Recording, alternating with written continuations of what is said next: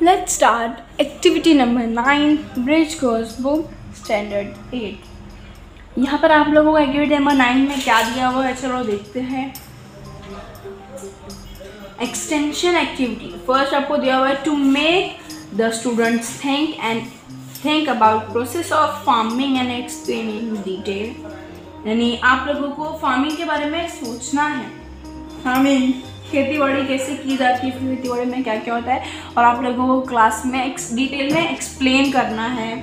Next है to make the students think about process of making mango pickle and explain in detail. यानी आपको आम का अचार किस तरीके से बनता है, आपको उस बारे में सोचना है। यानी घर वालों से पूछ सकते हो, आप लोग वीडियो वगैरह से मालूम कर सकते हो, और आप लोग को अपनी क्लास में एक्सप्लेन करना है डिटेल में। नेक्स्ट है to make the students tell the process of making idli with its all ingredients.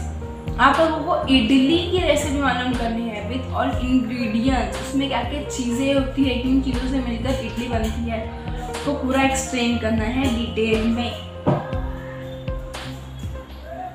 बस इससे ज़्यादा आप लोगों को और कुछ खास है नहीं। एविडेशन लिया हुआ है, आप लोग जब उस बारे में सोचेंगे तो रीड करेंगे, उसका आपको क्वेश्चंस वगैरह है कि in process of farming what comes after ploughing. यानी आप लोगों को जैसे यहाँ पर एविडेशन में आपको फर्स्ट में लिया हुआ है ना, farming what comes after ploughing, यानी फार्मिंग में खेती बाड़ी में आफ्टर प्लॉजिंग यानी खेती बाड़ी के बाद, खेती बाड़ी में हल चलाने के बाद क्या प्रोसेस होता है।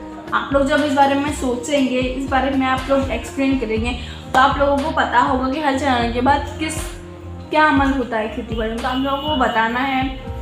फिर नेक्स्ट है in process of making mango pickle what comes first, यानी आम का अचार बनाने में सबसे पहले क्या अमल होता है, इसकी रेसिपी में सबसे पहले क्या चीज़ आती है। लास्ट वन है in process of making idli which ingredients do we use. Idli बनाने में जैसे जो इडली की हम रेसिपी देखेंगे तो उसमें सबसे पहले इसमें बताना है।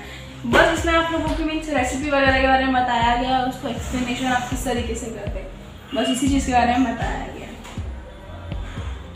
So thank you so much. अब देखते हैं हम लोग नेक्स्ट एक्टिविटी में क्या है।